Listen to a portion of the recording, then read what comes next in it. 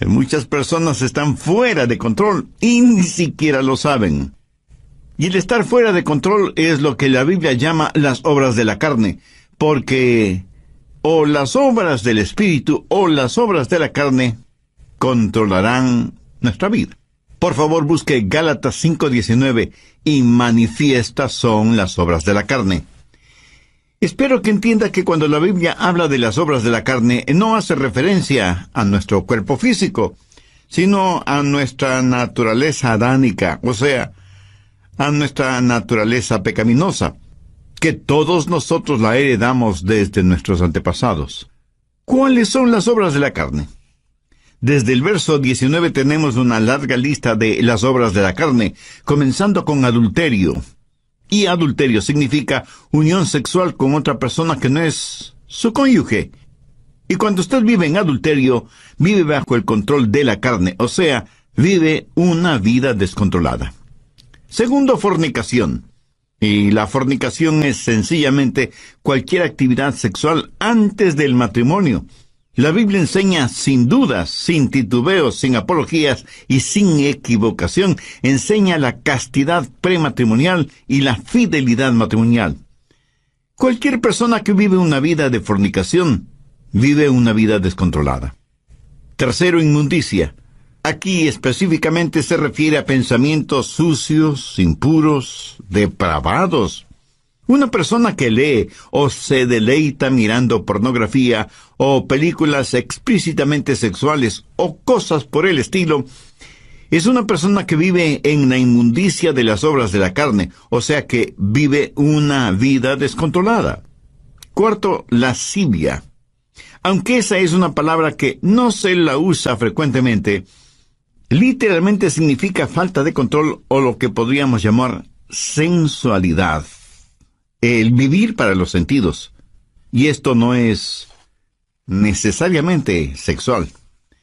Puede ser la borrachera, la glotonería, o sea, un desordenado deseo por la comodidad, la ociosidad, el complacer a sus 5 sentidos, dejar que ellos controlen su forma de vivir.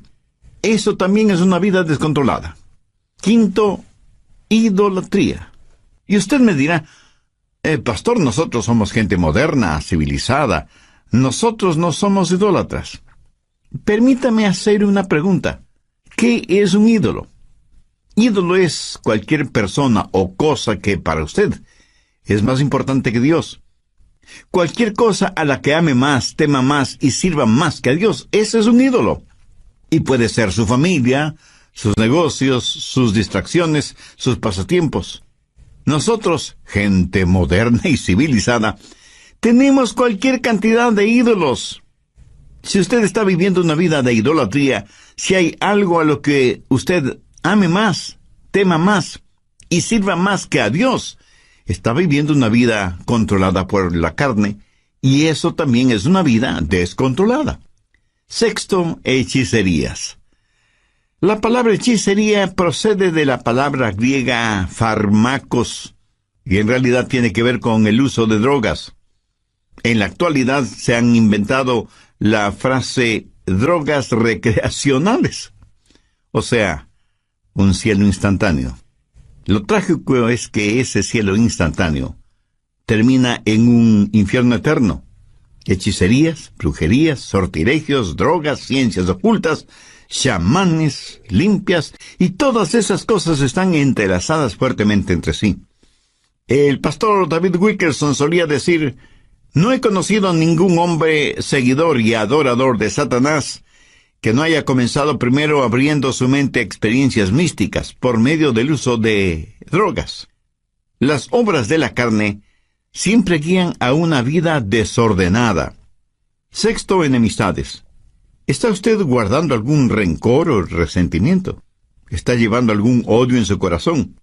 Si usted tiene alguna amargura, algún rencor contra alguien, su vida está siendo controlada por su carne y por lo tanto está fuera de control. Séptimo, pleitos. Ahora esto conlleva la idea de división, de contienda. Parece que a algunas personas les encanta el comenzar algún argumento. No se llevan bien con nadie. Son como un puercoespín, aunque tienen buenos puntos, es casi imposible acercarse a ellos. Octavo, celos. La raíz de los celos, mi amigo, es el egoísmo. El egoísmo llevado hasta el extremo puede producir increíbles tragedias. Un fanático celoso es una formidable arma terrorista. Un fanático religioso es una aterradora arma en manos de Satanás. Noveno, iras. Estas producen un incontenible deseo de venganza, un consumidor afán de desquite. Y no importa cuán bajo tengamos que descender tanto y en cuanto podamos saciar nuestra venganza y aplacar nuestra ira. El único problema es que la venganza nunca ha traído paz a los vengadores. Décimo, contiendas. Y esto tiene que ver con personas especializadas en fraccionar un grupo humano. Una iglesia, por ejemplo. Si las cosas no se hacen a su manera, también pueden causar fisuras en un hogar, en el vecindario o en la comunidad. Décimo primero, disensiones. La palabra sedición, derivada de disensión, literalmente significa estar aparte y hace referencia a personas que forman pequeños grupitos y enclaves porque piensan que son mejores que todos los demás. A veces son precursores de cultos, logias y hermandades que son muy selectivos en cuanto a su membresía se refiere. Décimo segundo, herejías. Las herejías invariablemente están relacionadas con las doctrinas falsas y no quieren adherirse a la palabra de Dios. Personas controladas por las obras de la carne en vez de ser controladas por las obras del Espíritu. Décimo tercero, envidias. Una persona envidiosa es una persona que no está satisfecha con lo que tiene. Posee un espíritu de codicia. Carece de un espíritu de agradecimiento. Y no es que únicamente quiere más, sino que quiere tener más que todos los demás. Décimo cuarto, homicidios. Y no faltará quien inmediatamente pensará, qué bueno que yo no soy un asesino. Cuando Jesús interpretó no la letra de la ley, sino el espíritu de la ley, dijo que si tenemos odio, rencor, venganza en el corazón contra alguien, somos homicidas, sin necesidad de disparar un arma o de utilizar un puñal. Décimo quinto, borracheras. Esto no hace referencia al hecho de beber cerveza o licores hasta perder el sentido, sino a la realidad de que nuestra mente ha sido narcotizada, insensibilizada. Significa que tiene un impedimento en su capacidad mental. Así como el alcohol y las drogas son un impedimento moral y ético para quienes usan esos venenos. Décimo sexto, orgías. Hay gente que parece que están de fiesta todo el tiempo. Fiesta en el sentido mundano, tratando de silenciar la voz de sus conciencias, tratando de escapar de la realidad, hundiéndose en las indulgencias de los entretenimientos, incapaces de no tener nunca un pensamiento serio, puro, agradable. Las orgías no son solo materiales, sino también intelectuales y espirituales. Pablo termina esta lista diciendo, y cosas semejantes a estas. Está diciendo que todas estas son señales de una vida no controlada por el Espíritu, o sea, una vida fuera de control. ¿Cuál es el resultado? Tiempo perdido, cuerpos debilitados, pensamientos torcidos y vidas totalmente destrozadas. Gálatas 5:22 dice, mas el fruto del Espíritu es amor, gozo, paz, paciencia, benignidad, bondad, fe, mansedumbre, templanza. Contra tales cosas no hay ley. La palabra templanza significa estar bajo control, pero en este caso, estar bajo control del Espíritu Santo. Mi amigo, mi amiga, ¿quién está en control de su vida? Al respecto, hay algunas cosas importantes que debemos saber. Primero, cómo vivir una vida controlada por el Espíritu. Gálatas 5:13. Porque vosotros, hermanos, a libertad fuisteis llamados, solamente no uséis la libertad como ocasión para la carne, sino servíos por amor los unos a los otros. Y en el siguiente versículo, Pablo nos dice cuál es el estándar del amor. porque toda la ley en esta sola palabra se cumple: amarás a tu prójimo como a ti mismo. Ese es el estándar legal. Y si queremos saber si estamos viviendo una vida de acuerdo a los parámetros de Dios, solo tenemos que hacernos la pregunta: ¿amo a los demás como me amo a mí mismo? El estándar de una vida autocontrolada o una vida controlada por el Espíritu es la ley. Pero la medida de eso es el amor. Hay tres maneras de mirar esto de la ley. Algunos ven la ley como su enemiga. La carne les dice: no tengas nada que ver con ninguna clase de ley. La carne no quiere que nadie ni nada le sujete. Quiere hacer lo que le plazca. Eso es lo que se llama libertinaje. Otras personas miran a la ley como su amo. Y Pablo predica contra eso, porque quienes viven bajo la ley están siempre luchando, pero nunca alcanzan la victoria. Saben lo que dice la ley. Saben que la ley es buena y justa, y por eso tratan de vivir bajo la ley, aunque eso les cueste la vida. Y quienes viven de esa manera, bajo la ley, son legalistas. Recuerde que la vida cristiana no es una relación de ley, sino una relación de amor. Muchos viven vidas de negativismo y ven a la ley como su amo. Gálatas 5:1. Estad pues firmes en la libertad con que Cristo nos hizo libres, y no estéis otra vez sujetos al yugo de esclavitud. Bueno, ¿y cuál es el yugo de esclavitud? Es el del esfuerzo propio. Cuando usted ve a la ley como su amiga, eso es libertad. Y tenemos tres opciones: libertinaje, legalismo o libertad. Y la Biblia dice que hemos sido llamados a libertad y que debemos estar firmes en la libertad con que Cristo nos hizo libres. Ahora escúcheme atentamente. Libertad no es hacer lo que se nos antoja. Nadie es verdaderamente libre hasta que no sepa lo que es control. Yo no sé interpretar música en ningún instrumento musical, lo cual me pone triste a mí, pero eso le alegra a muchas personas. Ahora, suponga que quiero tocar el piano, y tan pronto me siento frente al piano, sé que ese piano está regulado por ciertas leyes, y solo las personas que han aprendido esas leyes musicales son las que pueden hacer surgir melodías de ese piano. El salmista dijo: tus estatutos han sido mi canción en el día de mi peregrinaje. Cuando la Biblia dice que tenemos una vida de libertad, y esa libertad está controlada por el Espíritu, recién y solo entonces sabremos lo que es la verdadera libertad. Pero ¿cómo tener ese control, esa disciplina en nuestras vidas? No por medio del libertinaje, sino por medio de la libertad en el Espíritu. Nuestras vidas necesitan estar bajo control, pero no bajo nuestro propio control, porque eso lo único que producirá será libertinaje, sino bajo el control del Espíritu para tener libertad. Pero aún el parámetro de la libertad no es suficiente. Necesitamos fortaleza. ¿Dónde obtener la fortaleza para vivir una vida controlada por el Espíritu? Bien, veamos Gálatas 5, versos 16 y 17. Digo pues, andad en el Espíritu, y no satisfagáis los deseos de la carne, porque el deseo de la carne es contra el Espíritu, y el del Espíritu es contra la carne, y estos se oponen entre sí, para que no hagáis lo que quisiereis. Verá, parte de mi naturaleza es carnal, y parte de mi naturaleza es espiritual, cuando he nacido de nuevo. Y estas dos naturalezas están dentro de mí.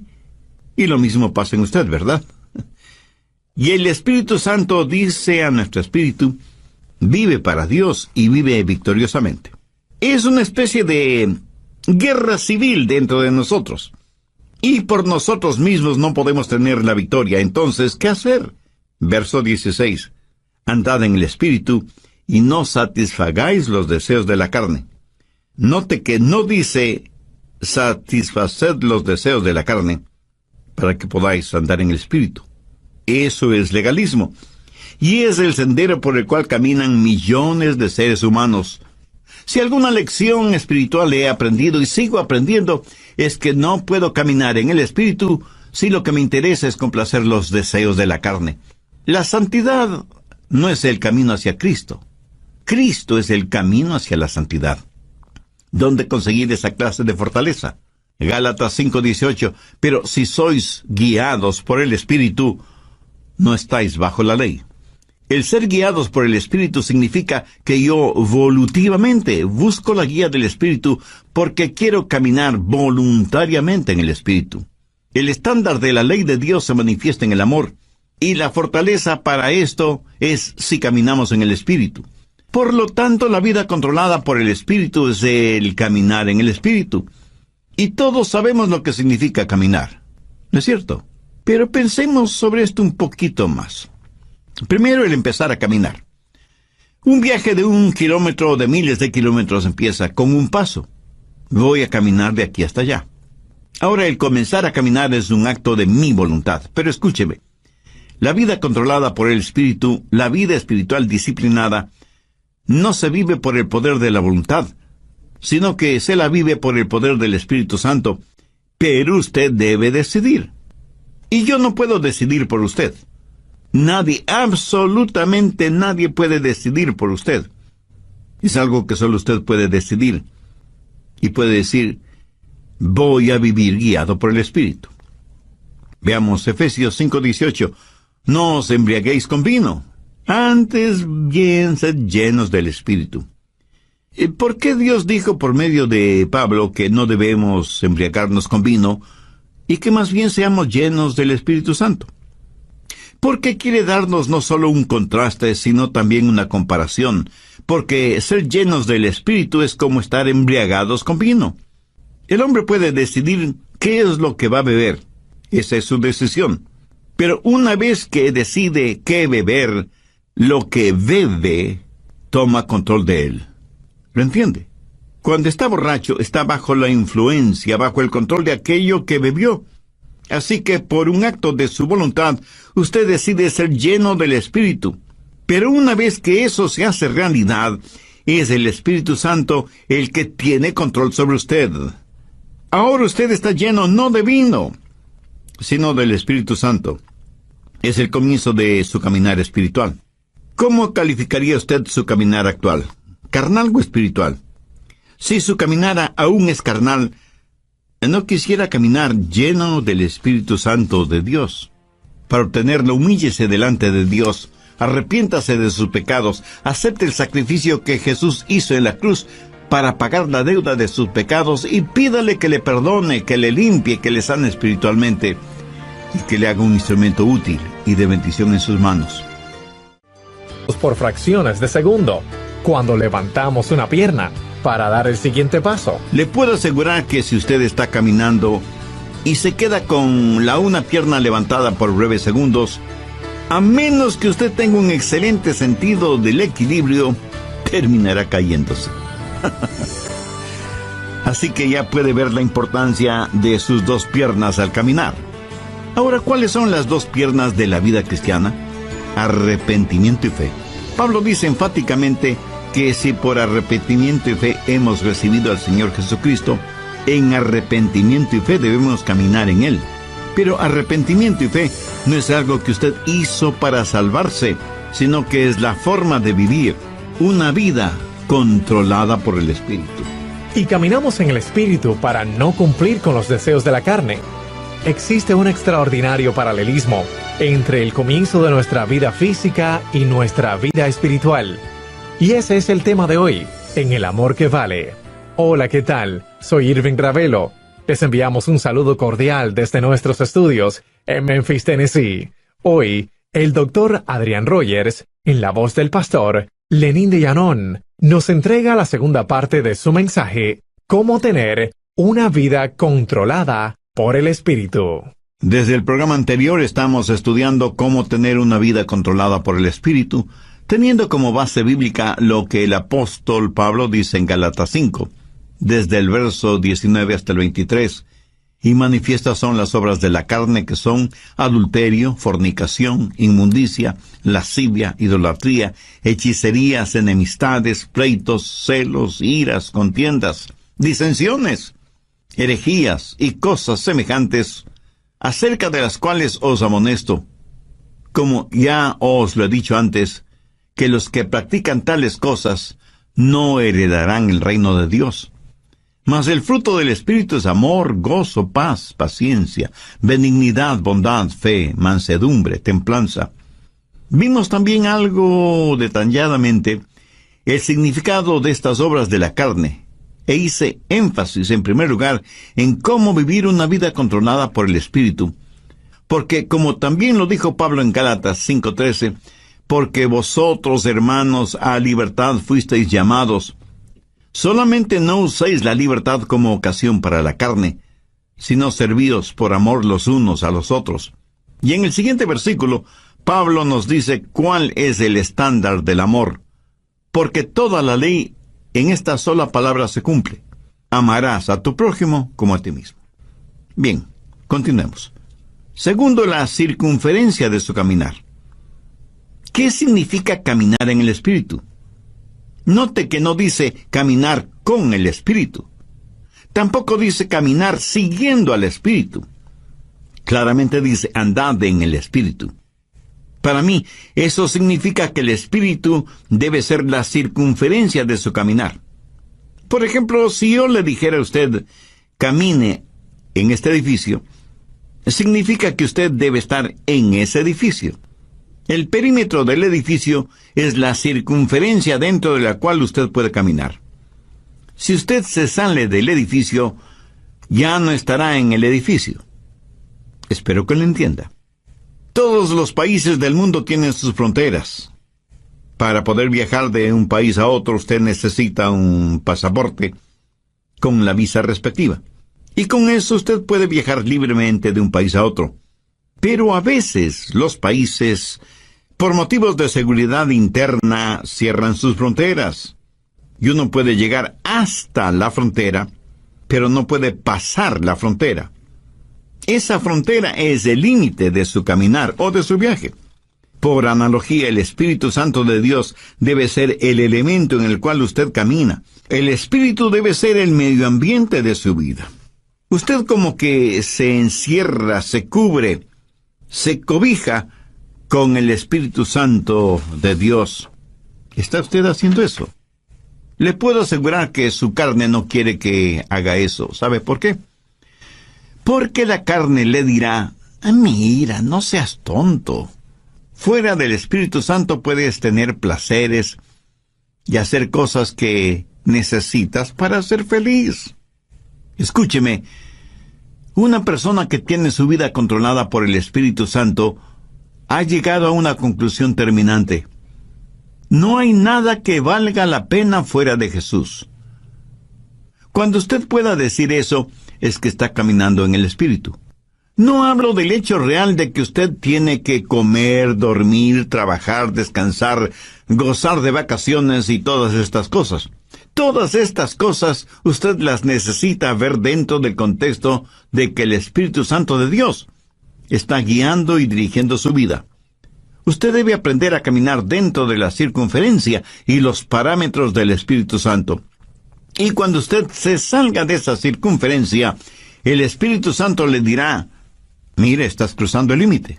Y usted retrocede y se arrepiente. Eso, mi amigo, es una vida controlada por el Espíritu Santo de Dios.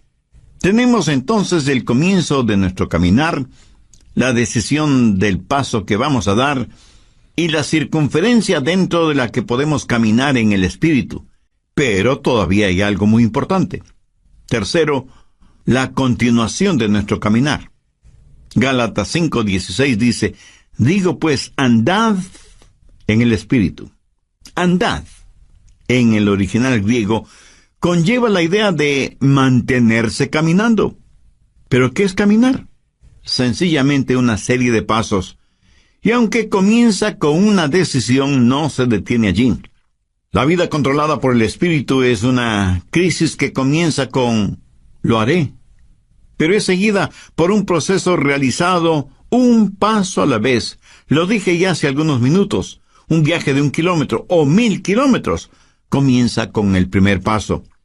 Pero usted no se detiene después del primer paso, sino que sigue caminando paso por paso sin detenerse.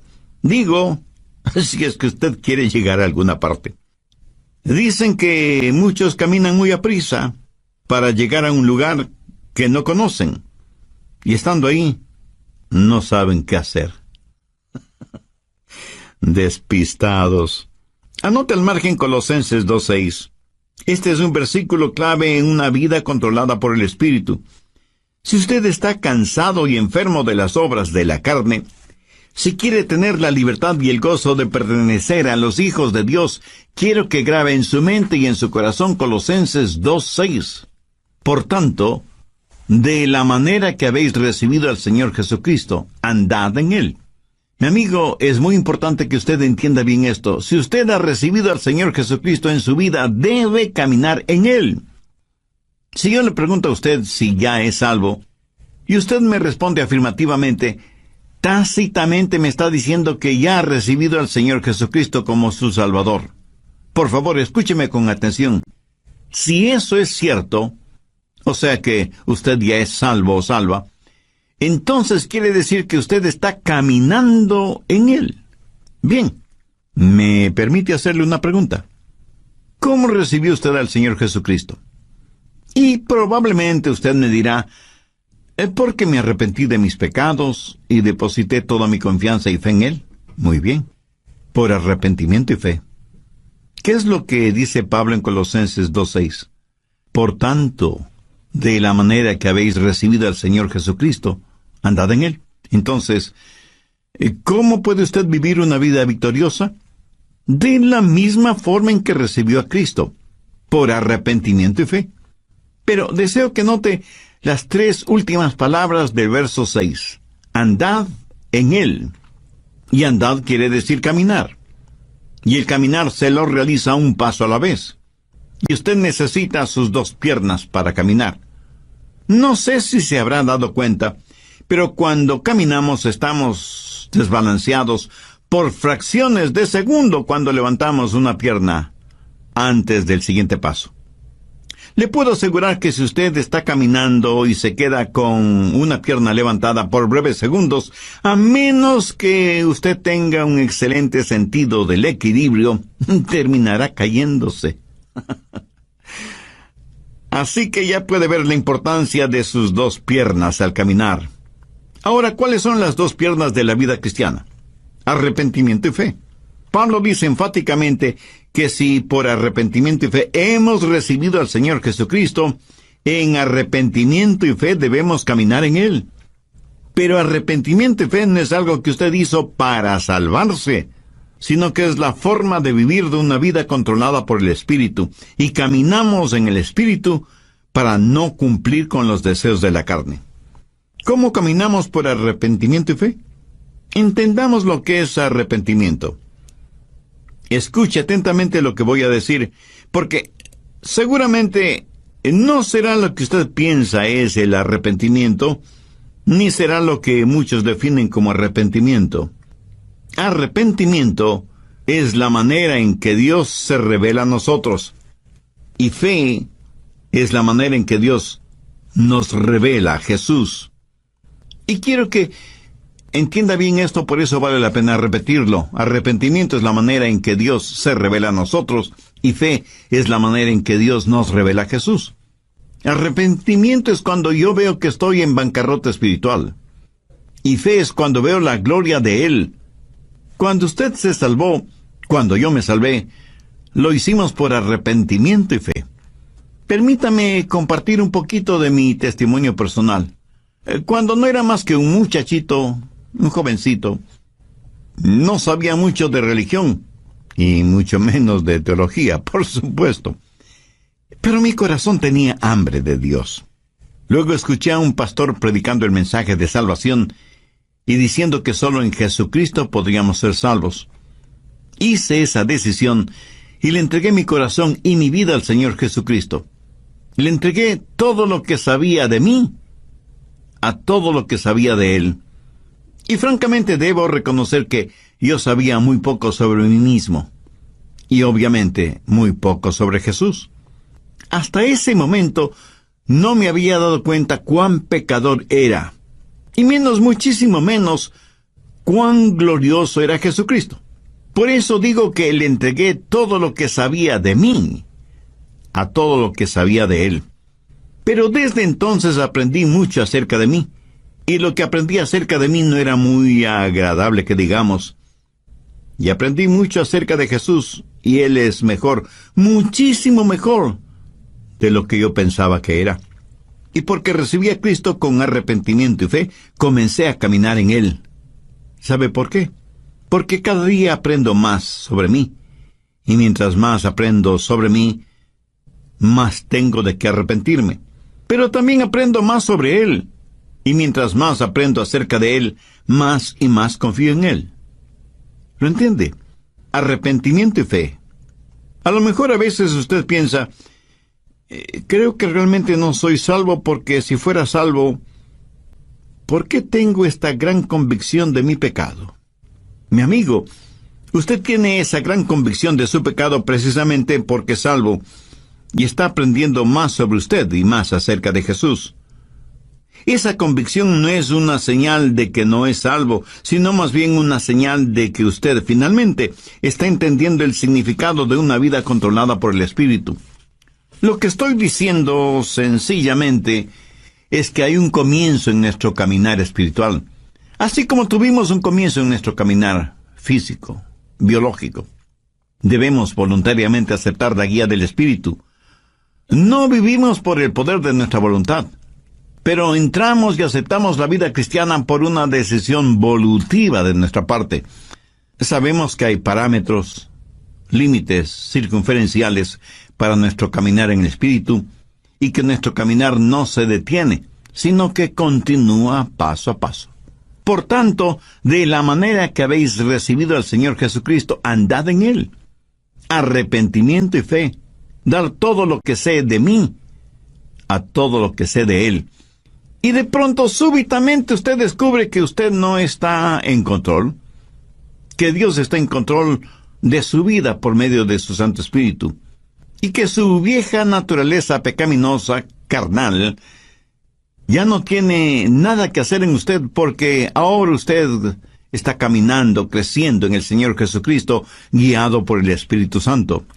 Por lo tanto, la vida controlada por el Espíritu es un caminar. Algunas personas me dicen, pastor, desde hace tantos y tantos años estoy firme en Jesús.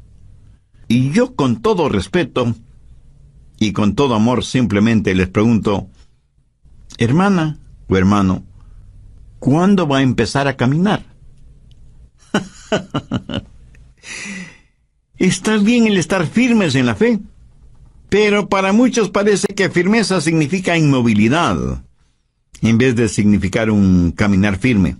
Resumiendo, permítame decir que el estándar de la ley de Dios es el amor, y la fortaleza de nuestro caminar en el Espíritu con arrepentimiento y fe, lo cual producirá en nosotros una verdadera satisfacción espiritual. Veamos una vez más Gálatas 5, 22 y 23. Mas el fruto del Espíritu es amor, gozo, paz, paciencia, benignidad, bondad, fe, mansedumbre, templanza. Escúcheme, el diablo utilizará a sus familiares y amigos no cristianos para que le digan, tú no quieres vivir esa clase de vida, es tan aburrida.